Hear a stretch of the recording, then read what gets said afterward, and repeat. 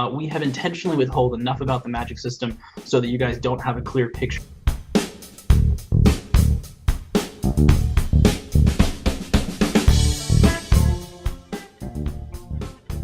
Hello and welcome to DM21 Gaming. My name is Bicycle Walrus, and today I am being joined by Mr. Jeremy Walsh, the technical director and CEO of Soulbound Studios, here to talk about his game, Chronicles of Elyria, in a question and answer session. Sir, how are you? I am doing very well. Thank you very much for having me on your show. Oh, well, thank you for being here. It's quite an honor, and I know we have we got a ton of questions to go through, so I'm just going to hop right on into it, if that's all right with you.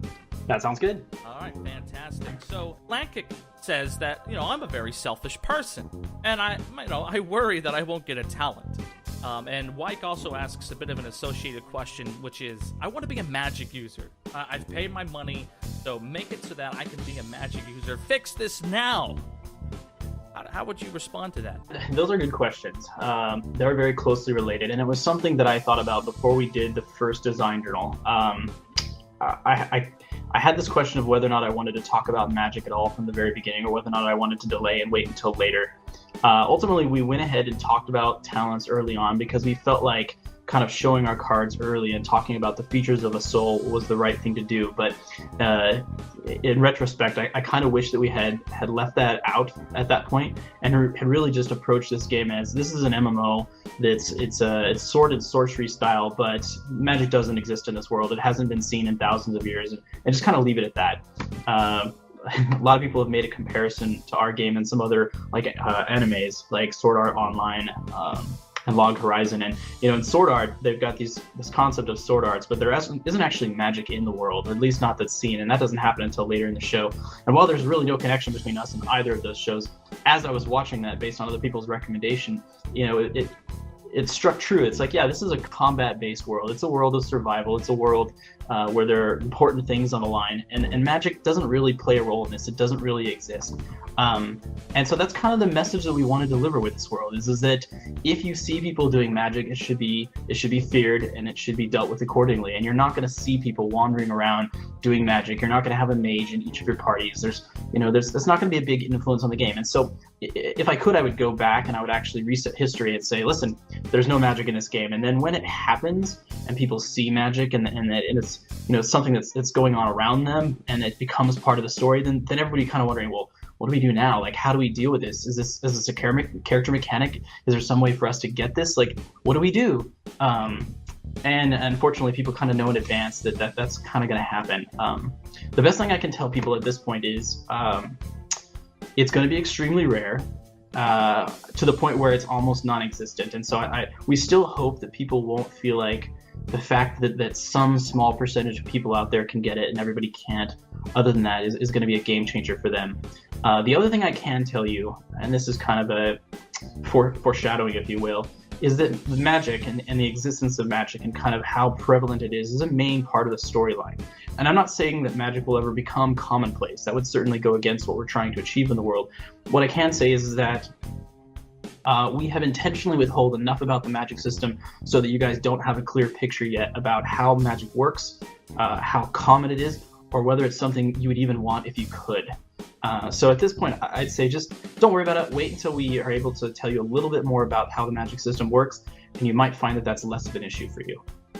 So essentially, what you're saying here is that, hey, this is a world of combat, and magic is one of those really unknown things that people in this world don't even really know exists. So if everyone could all of a sudden say, I want to be a mage, which is what Wyke is saying, I've paid money, so let me be a magic user. Well, what you're saying is, your argument is, well, no one's a magic user, except all of a sudden, maybe one day, this happens, and we're kind of foreshadowing to that. But the way that you should look at it is well, no one has magic, correct? Yeah, I think the way I would respond to that question directly is you actually did pay money, but you paid money to be a champion, an explorer, a producer, a gatherer.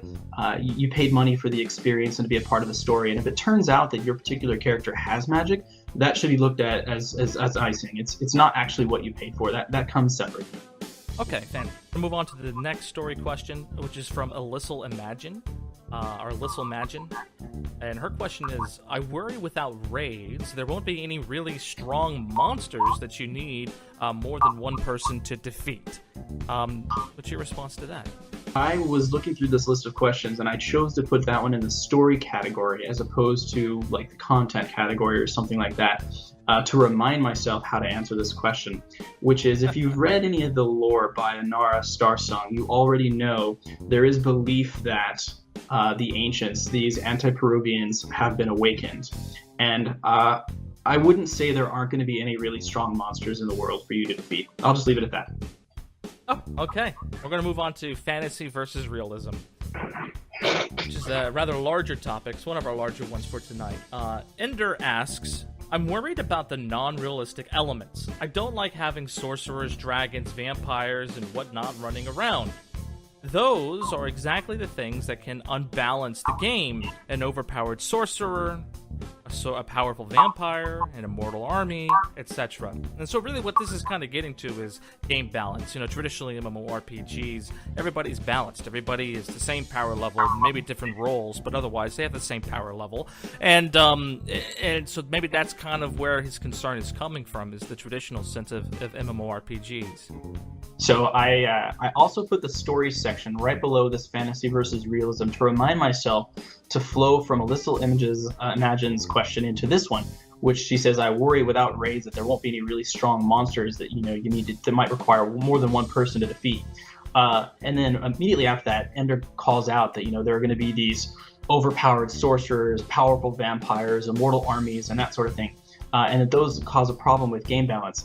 And actually, Ender's question is my solution to the previous question, which is that we have intentionally introduced the opportunity for players in the world to become overpowered, to become unbalanced.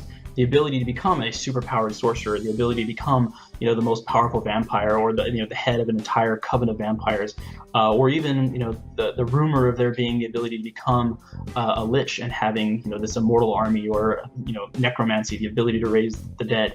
Those are not going to be things that are going to sit well with most players. And so the objective here is that when somebody does become the overpowered sorcerer or the powerful vampire, that everybody else who's looking for a raid boss now finds one. And so it's our intention that these unbalances create player content.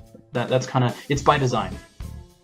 Okay, and kind of thinking about that, it's in a world where obviously permadeath is a thing, and you have these ultra powerful players. I can immediately see the concern that someone might have of is like, well, these ultra powerful players are now taking not only my character's life into their hands, but my pocketbooks. And so, and we know that the Soulbound engine is smart enough to distinguish the difference between a PC and an NPC. Is it smart enough to distinguish the difference between a PC with talents versus a PC without talents? And would the risk be lowered for trying to go after these guys?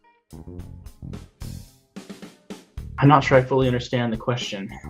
So basically, if I'm killed by a PC, the Soulbound engine recognizes that, okay, he was killed by a PC, his spirit loss from spirit walking will be, a certain amount. So I decided to go after them, or they decided to grief me because they're overpowered. Because you're introducing an overpowered player who now can take my book and my experience into their hands.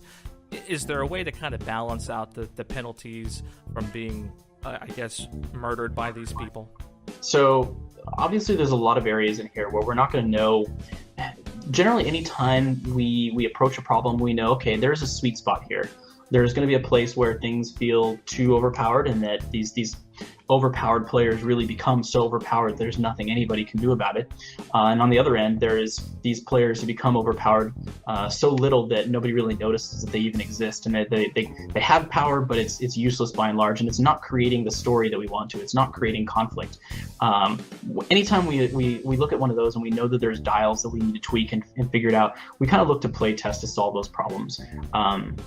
We want to get players into the world in alpha and in beta and have these vampires and sorcerers running around so that we can really see what it takes for them to incite a revolt. How powerful does a vampire have to be before the village rises up with pitchforks and attacks them? On the other hand, we want to find out, if we make the vampire that powerful, what's the real cost to the community? as it stands now, there's no checks and balances in place because it's pretty early on. But again, we want the powerful vampires and the overpowered sorcerers to make people want to attack them. And if they're this super powerful vampire that's living quietly in their castle on the edge of the village, not really doing anything, then we're kind of failing from story writer perspective. Because we've introduced something that should cause story that's not. And so we need to make them overpowered enough so that it creates the opportunity for story. Got it. Okay. Moving on to the next question.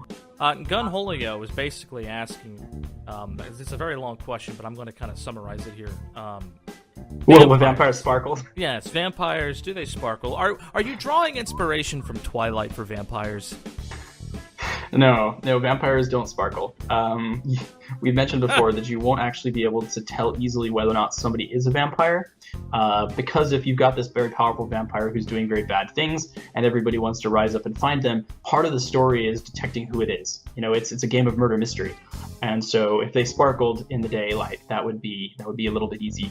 What I can say is that the next design journal, we talk a little bit about anonymity as part of our discussion on identities and disguises and reputation. And one of the things we talk about is how you can throw on a cloak.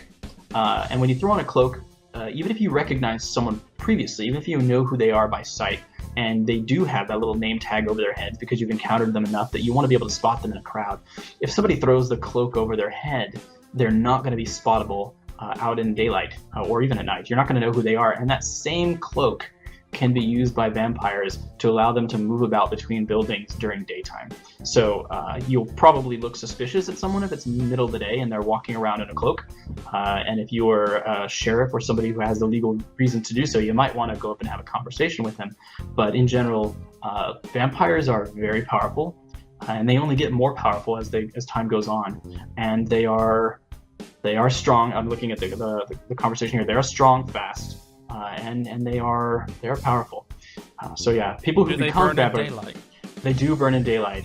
There is a dot that hits them in daylight if they are disrobed, or if their cloak is removed from them, or if they are otherwise engage in combat. And they cannot use their abilities during the daytime where the dot starts as well. So as far as we know at this point, daylight and one other way are the only two ways to defeat a vampire. Okay, real quick, for those who are uninitiated, dots means damage over time. So it's like you're poisoned in the daylight. Oh, come on, I'm hoping the audience knows that. Just in case. You never know who's listening. You never know. That's true. We are literally at the bottom of page 2 of 5 pages. But I think that it would be wise that maybe we go ahead and touch on these in a next, part 2 session. I really do appreciate having me on the show and us answering these, because these were important enough that I felt like we needed to answer these questions in person, and that just typing the answers out on the forums didn't do the questions justice. I think these were well thought out. They were well worded. They're serious concerns, and there are things that need to be addressed. So I felt like doing them in a voice format was great, and I'm glad that you were willing to step forward and let me do that. I think for the time being, since we don't have this list answered yet, we should plan to do it whether or not it's next week or if it's before then, to make sure that we can get these kind of all answered sooner rather than later. I think I'll leave that up to you. Personal note to the community, thank you guys for those of you who are following along. Thank you for those who are taking time to provide your concerns for us so that we know what people are thinking. Obviously, it's difficult from a developer standpoint when we are listening to the community to know kind of what the temperature is. We want to make sure that people like what we're doing. But at the same time, we have to take some of it with a grain of salt. And when people spend the time to, really eloquently express their concerns like this, it makes our job easy, because then we know, the community cares about the game. That is the thing that's most important to us, is that we're super impressed with how much the community has responded to the game and how much they care about what we're doing. So yeah, just thank you to the community. Keep supporting us, and we will continue to try and make the game that we want to make, which we believe thus far is also the game you want us to make.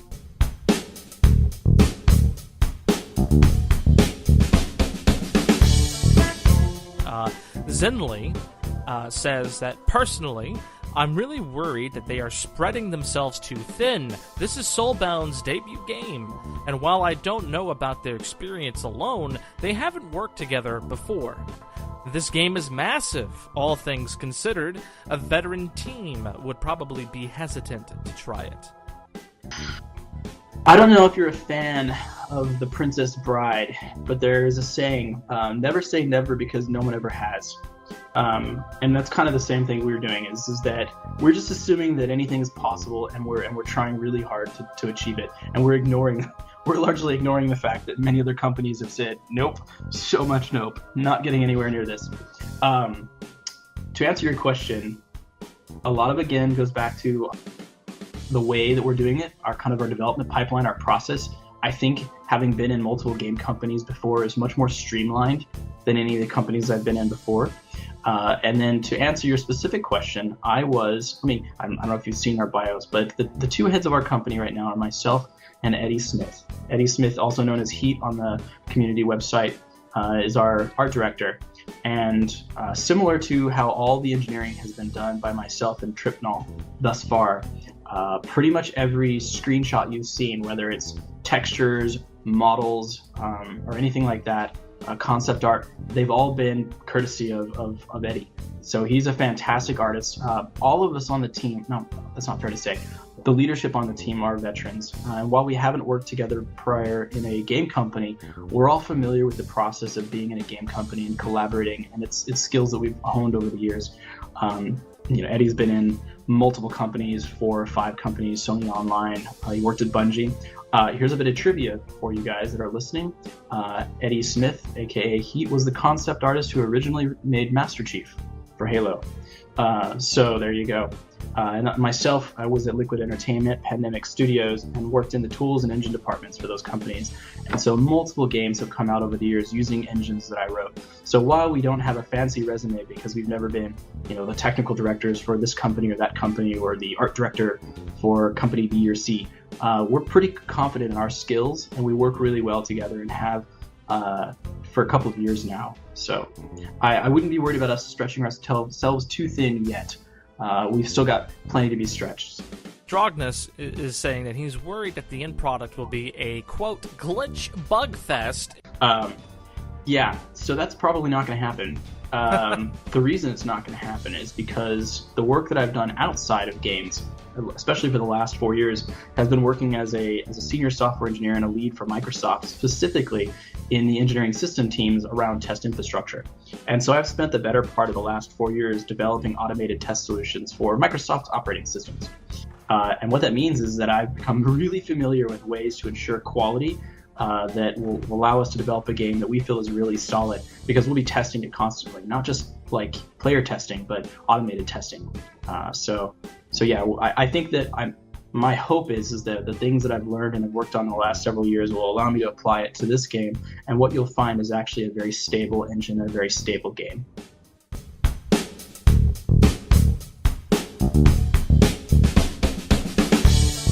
Fantastic. Let's go ahead and get started. The very first question is from Ruzering, who asks, my worry is that there is just too much code to be implemented here on a quality scale.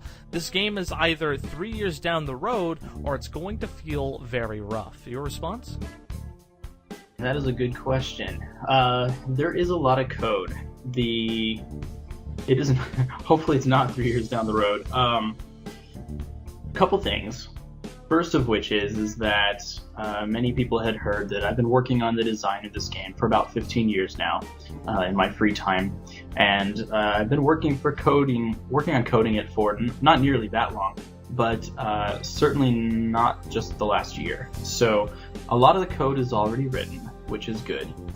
The other thing is that we are using as much open source and or royalty-free and even royalty-based technologies we can. So as many people know, we're using Unreal 4.9 right now, and that dramatically reduces the amount of time it's going to take for us to get to market, because we're leveraging already an existing animation system, cloth, physics, scene management, rendering, and so we can make what looks like a really good game without having to write really any code ourselves. So that helps quite a bit as well. And then the other thing is that I've spent about half my time in the game industry, and about half my career outside. And what I've found is that the game industry tends to lag behind best practices quite a bit.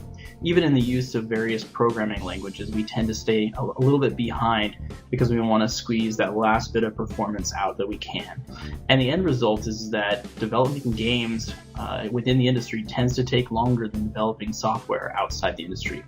And so what we're trying to do is leverage a lot of the best practices around software development that I and my team have learned outside of games, inside of games, as a way to speed up the development process.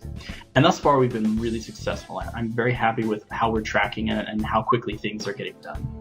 Well, you certainly do have quite a package of screenshots that you've made available to the public that definitely seem like a game that's been in development for a long time, and that's the kind of progress that you guys can make in short periods of time and with limited budget. I would imagine the prospects are still fairly good. You know, we are definitely looking forward to having a larger team, both for the camaraderie and just the ability to track faster. But at the moment, the server-side programming has all been done by myself, and the client-side programming is a combination of myself and community member Tricknall, who's one of our developers. And so at this point, everything you see from a coding standpoint has been done by just the two of us. Oh, wow, that's very impressive. Let's move on to the next question.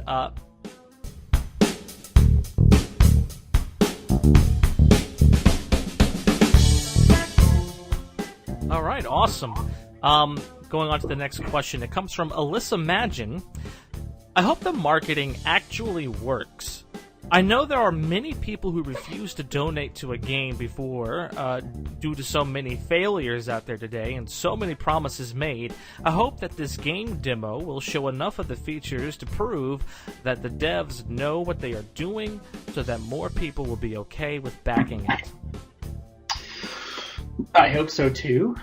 I mean, we're trying to make the game for the players. So if they like what we're doing, then we'll be successful. If they don't, if they pick it up and they don't like the feel of it because the animations aren't organic or natural, or they just don't like the features, then they're not going to back it. And that's as it should be, because if there's not a customer base for the game, then we don't want it made.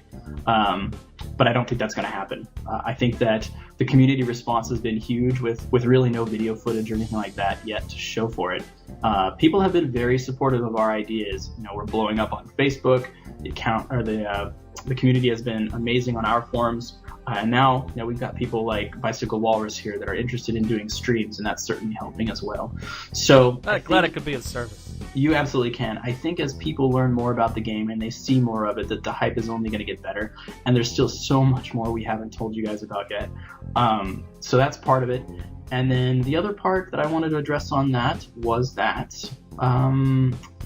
we also just want to do a really good job during our Kickstarter of being very transparent with the community.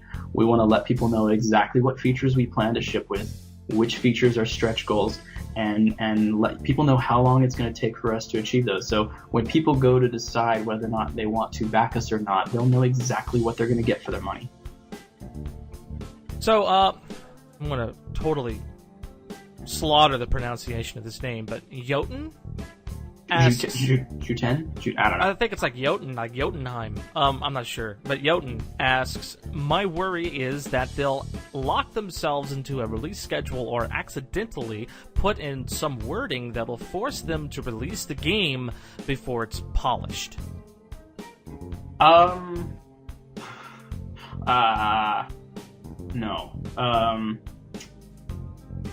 I think that thus far I've tried to make it pretty clear with the Q&A that we recognize that there is, for those who aren't in production or project management, there's this holy trinity of time, quality, and cost. And you can only ever update or control two of them at a time. And we have high expectations of quality.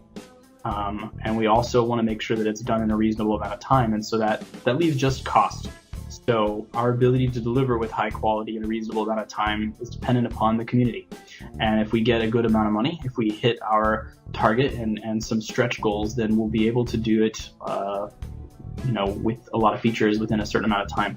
If not, then we'll have to cut features in order to guarantee that it comes out at the same time. But again, like I said before, if we have to cut off certain features initially, we'll add them later once we've got a revenue stream. But the most important thing is that we want to favor quality as kind of the most important thing. So we won't ship the game before it is it is fun and playable and not bug free. There's always going to be bugs, but we won't ship it before it's a really good experience. Moving on, Peng says, having just recently found out about this game and have only touched the surface yet, my main concern is how many of the features they have promised will actually make it live. So I think we touched on that one a lot. The summary is you kind of have to figure out what your definition of live is. Not all the features we've talked about probably will make it at launch if we can't get the funding that we need to do that. But that doesn't mean they won't become a part of the game. We like the designs, we like the ideas that we have, and whether or not that's, at launch, a month after launch, 3 months after launch, or within the first year, we do want to bring all of these different design ideas into the experience.